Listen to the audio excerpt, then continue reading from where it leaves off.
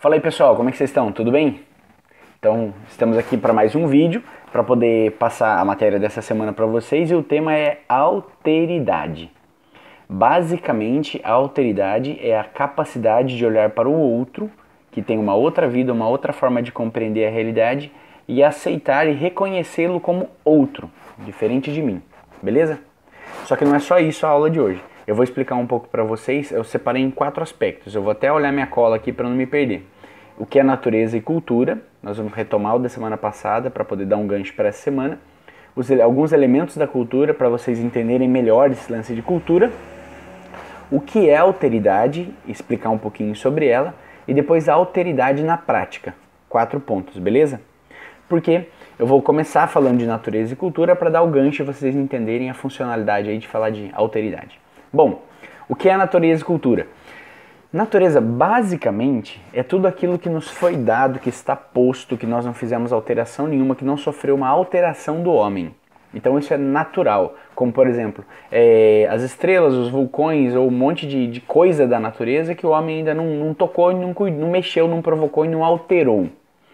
Cultura é quando o homem se apropria daquilo que é natural e faz as modificações. A palavra cultura vem de colere, do latim, que quer dizer cuidar, cultivar. Então quando o homem pega aquilo que é natural e altera, ele está produzindo cultura. Essa cultura que ele produz altera o funcionamento das coisas e ao mesmo tempo essa alteração de funcionamento altera as gerações. Se quiser ter um resumo simples aí para você pôr no decorar e isso ajudar você a lembrar da matéria, você pode colocar que a natureza é aquilo que nos foi dado, que não sofreu nenhum tipo de alteração do homem. E cultura vem de colere, do latim, que quer dizer cuidar, cultivar. É quando o homem se apropria daquilo que é natural e realiza modificações e transforma. A gente pode chamar pode dizer que faz parte da cultura tudo aquilo que o homem produz. A fita crepe, a chave, o carro, a roupa, enfim, isso tudo faz parte da cultura, beleza?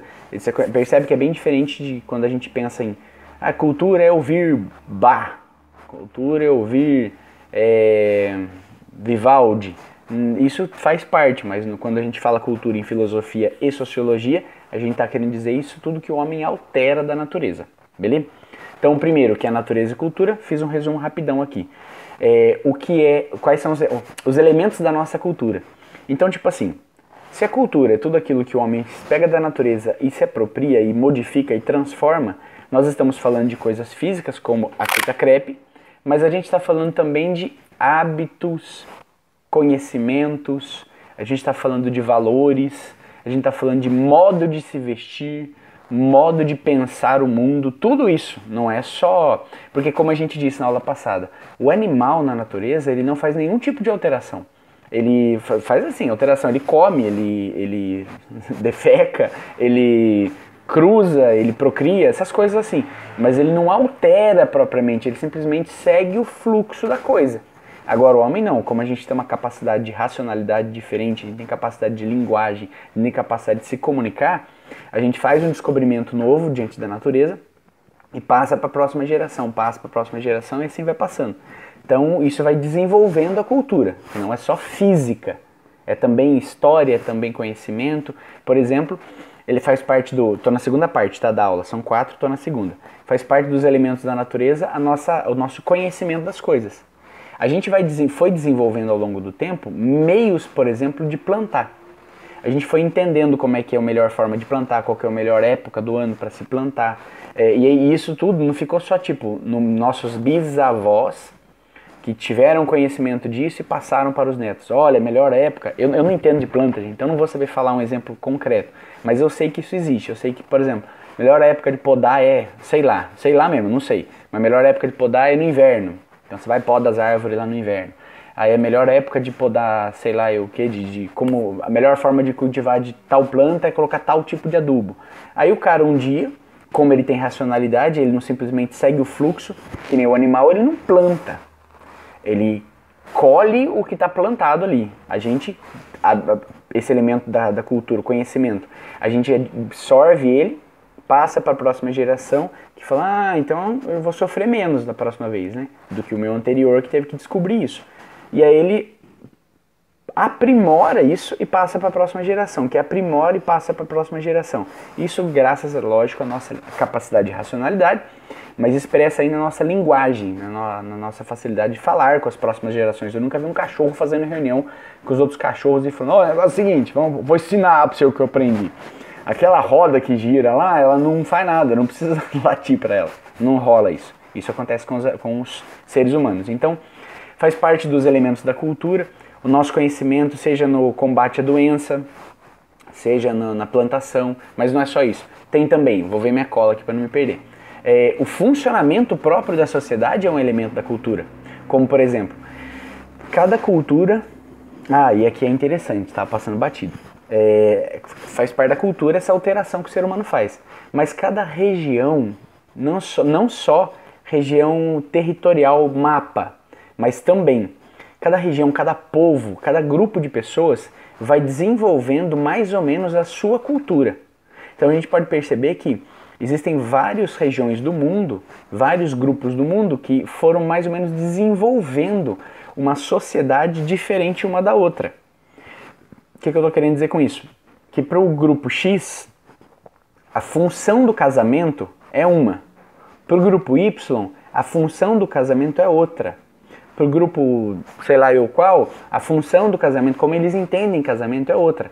Mesmo os ritos de passagem, por exemplo. A nossa cultura brasileira, por exemplo, a gente não é muito adepto, pelo menos na minha forma de ver, de um modo quase geral, quase todos os cantos do Brasil, a gente não é muito adepto de rito de passagem. Por exemplo, a criança deixou de ser criança e se tornou jovem. Antigamente tinha um pouco mais, mas tem culturas que prezam, que guardam o valor de ter um rito que mude a passagem da infância para a juventude, da juventude para a vida adulta, e geralmente da vida jovem para a vida adulta, já o rito do matrimônio. A gente não tem muito isso, a gente nem sabe muita diferença. Você olha para um moleque de 9 anos, o moleque está se chamando de jovem. Você olha para um coroa, que nem eu, de 36, e ele também está se chamando de jovem. Então, tipo, se o moleque de 9 e de 36 é jovem, então é um pouco confuso. Eu acho nesse sentido a nossa cultura meio zoada.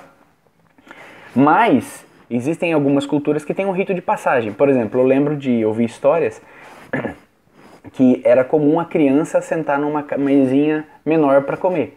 Quando ela já estava tornando mocinho, mocinha, aí ela sentava na mesa junto com os adultos. É um rito bobo, mas é um rito de passagem. Tem culturas que prezam por isso, outras não.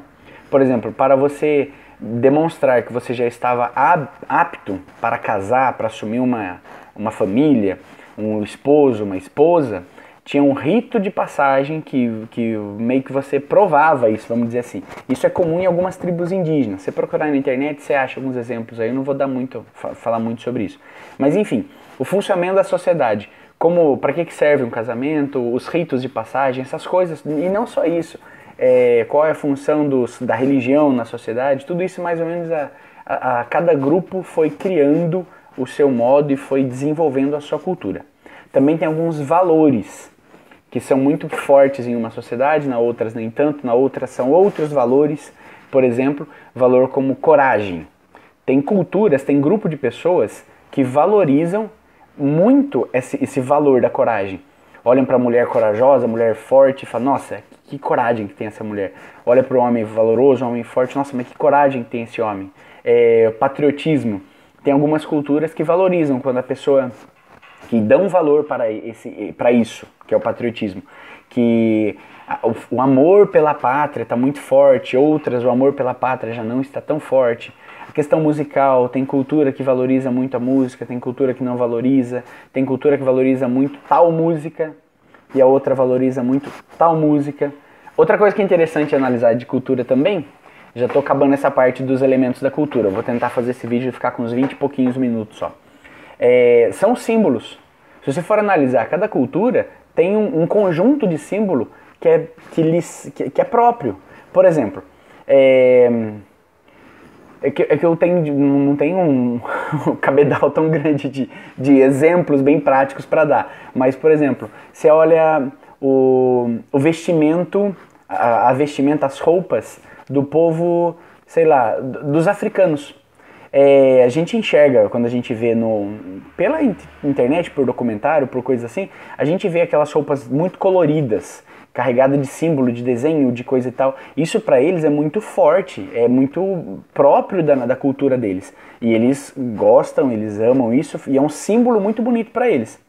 Agora, para outras culturas, sei lá, não sei dizer uma outra cultura, mas isso já, na nossa, a gente gosta muito de cor, por exemplo, estou usando uma blusa vermelha, mas não tanto quanto o africano e não tão cheio de desenho. Isso é próprio um símbolo que eles foram desenvolvendo. E tem até, gente, eu não sei exatamente o porquê que eles fazem isso, que representa, mas geralmente tem uma representação.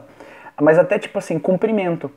Quando você cumprimenta uma outra pessoa, você está querendo dizer algo, por isso o símbolo, sabe? Você está querendo dizer algo, você está querendo acolher a pessoa, você está querendo demonstrar afeto, você está querendo que ela se sinta bem, coisas assim. Agora, no Brasil é muito comum a gente ser acolhedor, não no Brasil inteiro. Tem algumas regiões do Brasil que normalmente as pessoas são um pouco mais reservadas, controladas e um pouco mais tipo assim, menos intimidade física. Nunca visitei, por exemplo, o Espírito Santo, mas o pessoal que visitou, que conheceu gente de lá, diz que geralmente o povo de lá, eles são mais retraídos mesmo. Não é retraído de tímido, sabe? Mas é menos caloroso.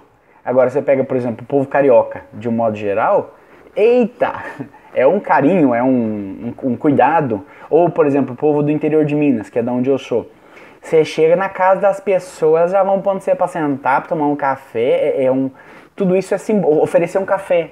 É um baita de um símbolo, é tipo, fique à vontade. Você está querendo dizer, quando você oferece um café, algo tipo assim, fique à vontade, eu quero que você sente, que a gente converse, eu quero ouvir o que você tem a dizer, eu quero dizer algo a você, eu quero me relacionar com você. Então tudo isso faz parte aí do mundo simbólico das culturas. E aqui entra já o próximo passo da alteridade. A alteridade.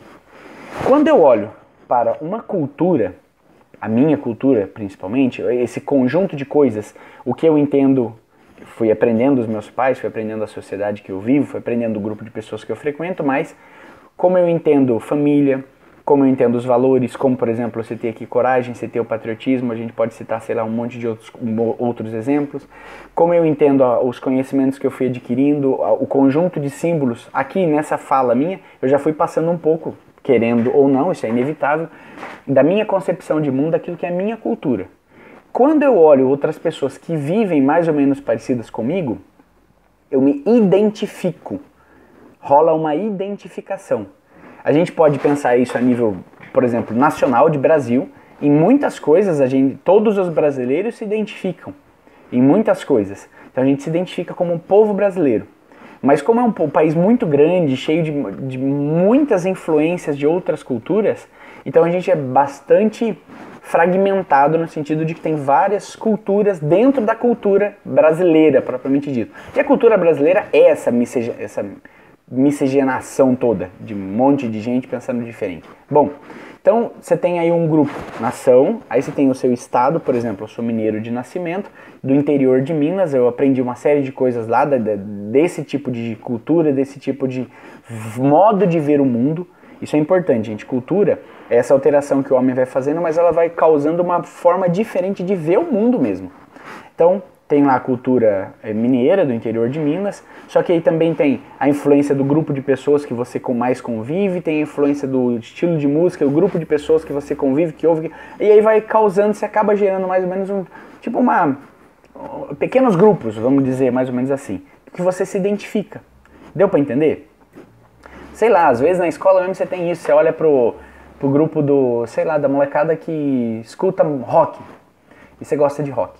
Você acaba se identificando com aquilo, se identifica com o jeito que eles pensam o mundo, se identifica com o estilo de roupa que eles usam. Agora, por exemplo, por causa desse negócio de aula online, eu tenho salvo o contato de uma pancada de aluno. Eu vou acompanhando os status deles, você vai vendo, tipo, um posta um caminhão de coisa em japonês, o outro posta um caminhão de coisa de cowboy, o outro posta uma caminhão de coisa de rap. É mais ou menos as tribos, as comunidades ou as culturas que vocês estão fazendo parte. Só que é engraçado. A gente se identifica com isso, mas pode ser que daqui a um tempo a gente não se identifique mais e se identifique com uma outra cultura. Nessas coisas a gente vai mudando. Bom, identidade então. é que quando eu me identifico com uma cultura, ou essa cultura vai me alterando, vai me fazendo quem eu sou, ponto. Alteridade é a capacidade de olhar, estou no terceiro ponto da aula, tá? A alteridade é a capacidade de olhar para o outro com uma outra cultura e reconhecer que existe esse outro e aceitar. Isso é importante pra gente, de modo particular para vocês, na idade de vocês, porque isso vai ajudar vocês a compreenderem o mundo de uma forma melhor. Que é olhar, saber que você não é o centro do mundo, você não é a azeitona da empadinha, você não é a cereja do bolo e você não é a coisa mais importante, mais maravilhosa do mundo. Existem milhões ou bilhões de pessoas que pensam diferente de você em algum aspecto. Não tem ninguém que pensa igual a você em tudo. Então você sempre vai achar gente que vai pensar diferente, que vai compreender a realidade diferente. E tem pessoas que você vai achar que compreendem a realidade totalmente diferente de você. E isso é bom você perceber, é bom você saber, e isso é até bom existir. Meu, se o mundo inteiro fosse só de Renês, com pessoas que pensam como eu, que levam a vida como eu, que vivem, que enxergam o mundo da forma com que eu enxergo, eita, esse é um mundo muito pobre. A diversidade de pensamentos, de forma de viver, de etc., ela é muito positiva, ela é muito saudável. Bom, a alteridade então é a capacidade de olhar para o outro como o outro. Eu anotei alguns pontos que eu quero falar com vocês sobre esse lance de alteridade para ajudar vocês a fixar o conceito. Primeiro, é que a alteridade, identidade é aquilo que me identifica, que identifica eu e o meu grupo. A alteridade é quando eu olho para o outro, eu olho para o nós, para a sociedade humana e vejo que tem outras pessoas que se identificam com outras coisas, com outras culturas. Mas os pontos são o seguinte: as outras pessoas que possuem outras culturas não precisam concordar comigo, ele tem o direito de ser diferente e eu preciso olhar para o outro como um outro. E tem mais um ponto que eu vou falar daqui a pouco. Primeiro, a outra pessoa não precisa concordar com você. E é bom você saber disso. Ah, pra mim, por exemplo, eu acho mó legal usar roupa preta. Mas o outro lá não gosta, ou a outra cultura não defende isso. Acho uma tonteira, porque eu acho que... Enfim. Mano, mas o outro pensa diferente de você. E ele não precisa concordar com você. Quer ver? Eu vou pegar um exemplo aqui. Eu anotei 2 exemplos que eu quero conversar com vocês. O primeiro deles é com relação a, por exemplo, a cultura indiana. Cultura indiana. Ela defende, não sei se todos os indianos, enfim, mas tem uma porcentagem boa, que eles têm na religião deles o culto à vaca. Você olha para aquilo, a vaca está no meio da rua, você desvia da vaca, porque a vaca é sagrada. Então, tipo assim, você precisa reconhecer e entender que existem pessoas que têm esse tipo de cultura. E ele não precisa concordar comigo. Para mim, desculpa se algum indiano um dia ouvir esse áudio, mas eu já fui açougueiro. Para mim, na minha cultura, fazer bife de vaca é absolutamente normal. Agora, o cara não precisa concordar comigo. Ele tem, como é o segundo ponto, direito de ser diferente. Ele tem o direito de cultuar a vaca ali e achar que a vaca é um ser sagrado. Ele tem o direito de fazer isso. Agora, o que é necessário eu fazer como um exemplo? Eu tentar olhar com os olhos dele. Aqui mistura um pouquinho do significado de empatia. Empatia tem muito esse lance de olhar com o olho, sentir o que o outro sente, mas enfim, tá tudo muito ligadinho. Olhar com o olho desse indiano, olhar o mundo da forma com que ele olha e pensar, tipo assim, tá, mas ele cultua a vaca. Meu, eu acho, pra mim isso é muito diferente da minha cultura. Mas por que ele faz isso? Ele faz isso porque na mitologia dele, na religião dele, ele entende que a vaca é um animal sagrado, porque no passado fez isso, fez aquilo. Então eu olho com os olhos dele e falo, não, tá, entendi. Sendo assim, eu consigo olhar para outras culturas e aceitar a diferença e respeitar que existe uma diferença. Deu para entender? Só que aqui entra um outro ponto dessa história toda de alteridade que eu queria falar com vocês. Vou dividir em 2 grandes blocos o lance da alteridade. Primeiro, eu preciso olhar para a cultura do outro, eu preciso aceitar que existem pessoas que pensam diferente, preciso entender que a pessoa tem o direito de pensar diferente de mim, ela tem o direito de não concordar comigo, ela tem o direito de seguir a vida dela do jeito que ela quiser. Beleza, esse é o primeiro bloco, o grande. O segundo bloco, que eu acho também muito importante para a nossa saúde mental. você não precisa concordar com a outra cultura. Deu para entender? Concordar, gente, é um grau diferente. Eu posso olhar, por exemplo, para esse indiano e ver que ele cultua a vaca, ver que ele respeita a vaca, que ele entende a divindade da vaca. Tudo isso aí eu posso tá tranquilo para mim. Eu tenho que respeitar que o outro pode fazer isso, eu tenho que respeitar que o outro... Por exemplo, eu falei para vocês que eu já era, antigamente, eu era açougueiro.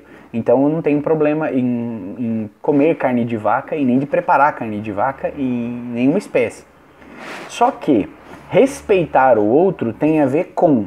Se eu for chegar num indiano, por exemplo, eu não vou ficar falando isso pra ele, pra ficar provocando ele. Isso seria idiota, seria escroto da minha parte, seria uma provocação absolutamente desnecessária. Ou ficar falando pra ele sobre receita de carne, sabe umas coisas assim? Que nem uma moça que eu conheço, uma nutricionista, dá uma puxa mancada, ela foi preparar uma refeição onde vinha pra uma empresa, e na empresa viriam pessoas de várias nacionalidades, e ela tomou conhecimento que vinha esse pessoal aí.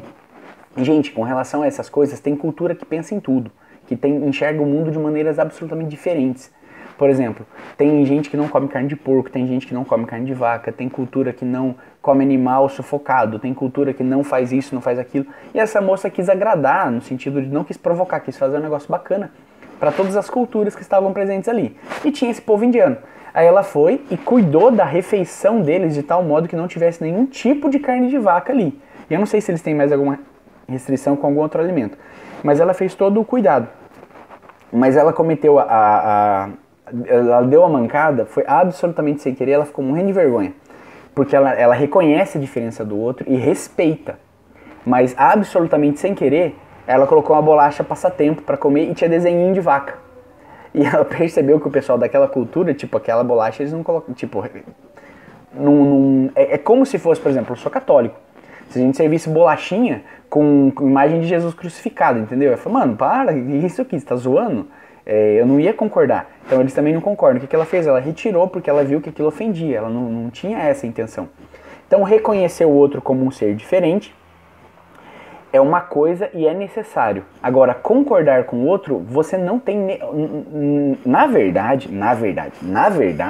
não é possível concordar com o outro. Em tudo. Quando você olha com o olhar do outro, você começa a enxergar o mundo mais ou menos do jeito que ele enxerga. Mas você não tem a obrigatoriedade de passar de pensar como você pensava e começar a concordar com ele. Por quê? Por que isso é impossível? Porque hoje, por exemplo, eu penso que vaca é um animal normal, ele não é sagrado. Aí eu começo a concordar com o indiano. Para o indiano, vaca é um animal sagrado. Só que daí, junto com o indiano, com esse pensamento do indiano, ele também pensa outras coisas que eu não tenho como concordar. Quer ver? Deixa eu ver se eu consigo dar um exemplo. Eu não acho vaca um animal sagrado, mas o indiano acha. Tá bom, então eu concordo com ele. Mas a cultura judaica não vê a vaca como um animal sagrado. Aí eu tenho que concordar com a judaica também. Aí, tal cultura acha que vaca é um animal que tem que ser, sei lá, expulso, feito um demônio, que você tem que mandar embora. Aí então, além de eu não achar sagrado mais, agora eu tenho que expulsar. Então, as culturas são muito diferentes, não dá pra concordar com tudo. Você pode sim ter a sua concepção, a sua forma de ver o mundo, mas no relacionamento você precisa aceitar que o outro pensa diferente e analisar as coisas do jeito que... enxergar as coisas pelo menos do jeito que ele enxerga. Deu pra entender? Isso é muito importante. É importante aceitar a diferença cultural, a diferença de modo de ver o mundo, etc, etc. Porque senão a gente viveria num caos absurdo e pleno, constante. Mas é importante também você entender que você pode pensar diferente. Quando você começa a pensar com a cabeça do outro, pode ser que você mude de ideia. Pode. Tudo bem. Mas pode ser que você não mude de ideia. E tá tudo bem também. Beleza? Não precisa ficar louco achando que você tem que concordar com tudo, que isso não é possível, não. Por exemplo, o indiano. Eu poderia respeitar a vaca, por exemplo, se eu morasse num país indiano e concordar em nunca mais comer carne de vaca. Tudo bem. Mas tem algumas pessoas indianas que bebem a urina da vaca. Não, isso eu não vou fazer. Eu não preciso concordar com um negócio desse. Posso aceitar e respeitar, mas eu também não preciso xingar os caras por causa disso. É a cultura deles. Os caras creem nisso, mano. Isso aí. Eu vi recentemente um povo que tem umas crenças, uma forma de enxergar o mundo aí, que quando o neném nasce, a mulher come a placenta do nenê. Aí dão várias justificativas relacionadas a um monte de coisa, etc, etc. Mano, olha, eu respeito você, mas eu não vou comer esse negócio. E eu não concordo que seja necessário. Eu posso não concordar? Posso. Mas se uma mulher estiver na minha frente fazendo um negócio desse, o que eu vou fazer? Nada. É um direito dela. A não ser que ela queira comer a placenta do meu nenê. Aí eu vou falar, não, filha, isso aqui é... Eu tô zoando.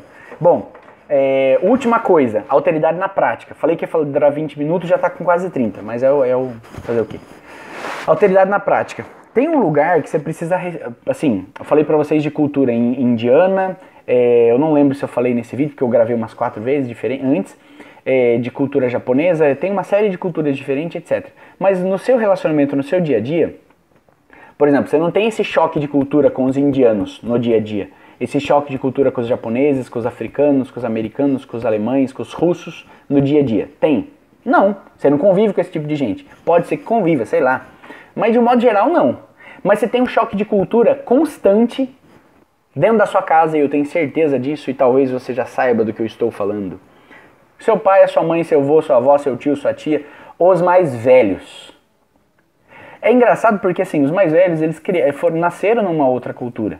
Eles tinham uma outra forma de ver o mundo. Para eles, a sociedade tem outra função. Casamento tem outra função, rito de passagem tem outra função, os símbolos têm outra função. Por exemplo, a comunicação nossa hoje ela é muito diferente da comunicação dos antigos. Quando uma pessoa olha para outra, a gente tem algumas expressões, algumas gírias, tipo assim, e aí? O que a gente está querendo dizer quando fala e aí? Dependendo do tom da voz, a gente está querendo dizer uma coisa. Pode ser só um e aí, tipo, e aí? De saco cheio, não enche meu saco. Ou pode ser aquele e aí, que é mais alegre. Então tem um símbolo aí nesse e aí. Eu tô falando só de uma expressão verbal de 3 letras, e aí, só. Pra gente isso tem uma série de simbologias, quer dizer uma série de coisas. O que a palavra e aí quer dizer pro seu avô? Nada, nada. Quer dizer tipo assim, dependendo do vô, quer dizer, moleque sem educação, não sabe falar? Que coisas parecidas com isso. Então, existe um choque de cultura dentro da nossa casa, no nosso relacionamento. E o lance de alteridade na prática, que eu vou sugerir para vocês, essa semana a gente não tem exercício, mas o que eu vou sugerir para vocês é que vocês olhem para a vida de vocês e enxerguem essa diferença cultural na casa de vocês. Eu coloquei aqui uns pontos, eu vou repeti-los agora com relação... Pensa no seu pai, pense na sua mãe, pense no seu avô, no seu tio, sei lá, na pessoa mais velha que você tem dificuldade aí, que você vê esse choque de cultura, que tem, por exemplo, vou dar alguns exemplos. Ele fala, na minha idade eu já trabalhava, na minha idade eu já me sustentava, na minha idade tá errado, com a sua idade eu já me sustentava, com a sua idade eu já tinha isso, já tinha aquilo outro. Você olha para aquilo, você fica bravo, você fica com raiva, mas é necessário olhar com a cabeça dele. Por que ele fala isso? Por um lado eu entendo você que fica chateado e bravo com essas coisas, mas entenda ele também de acho. Vamos lá. O seu pai não precisa concordar com você. A sua mãe não precisa concordar com você. Deu para entender? Ele pode ter uma cabeça diferente, ele pode achar as coisas diferentes, ele pode ver o mundo de uma maneira diferente. Ele tem o direito de ser diferente, ele pode ser, deixa. É bom que ele pense diferente. Não vou entrar muito em detalhes, senão o vídeo ficaria extremamente longo. E o terceiro ponto é, tente olhar o mundo com os olhos do seu pai. Tente olhar o mundo com os olhos da sua mãe. E, gente, eu tô falando isso aqui, é um exercício que não cai na prova, não cai no Enem, não cai no vestibular. Só que vai ser muito bom pra você, pra sua vida mesmo. Às vezes o seu pai foi embora, sua mãe foi embora, seu avô foi embora, você não tem ninguém, você tá sozinho no mundo. Você não conhece, você não tem essa referência de pessoa mais velha. Mesmo nesse caso é possível você, às vezes, é possível você olhar com os olhos dele. Tenta entender o porquê que ele fez isso, o tipo de angústia que ele passou, o tipo de situação que ele viveu. Por exemplo, o pai abandonou a menina quando a menina ainda era uma criança. Só que você sabe que seu pai tinha, sei lá, 20 anos e que ele não tinha maturidade nenhuma para assumir. Não estou falando que ele está certo por ter feito isso, mas você consegue, olhando pelos olhos dele, enxergar mais ou menos o que se passou dentro do coração e dentro da cabeça dele e de alguma forma respeitar. Aqui que entra outro ponto também, você não vai concordar. Eu concordo, ele tinha que ter abandonado eu mesmo, não é isso.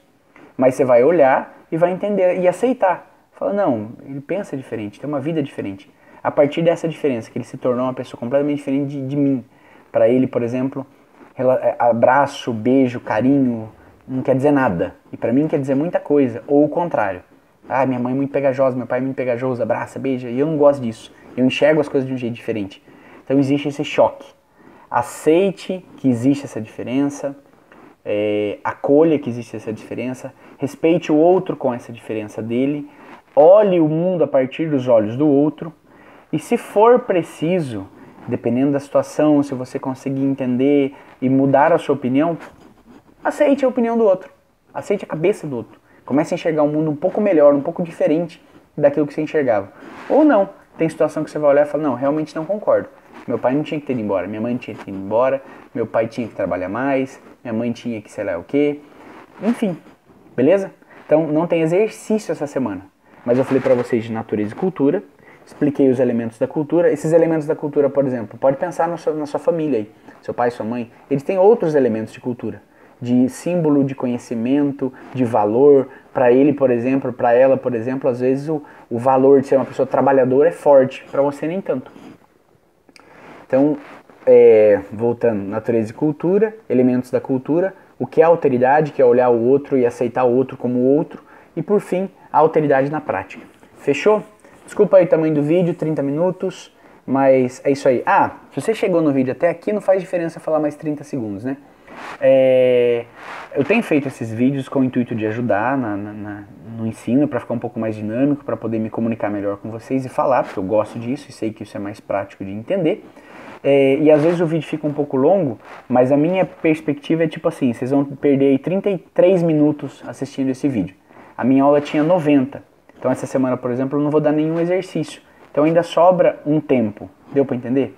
Eu sei que na prática a gente não está conseguindo aplicar, a maioria de nós, todo o tempo que se aplicava antes à escola. Mas enfim, é isso aí. Beleza, galera? Vamos se ajudando, se precisar de mim, estou aqui. E essa aula aí foi para toda a galera do ensino médio da Escola Dutra.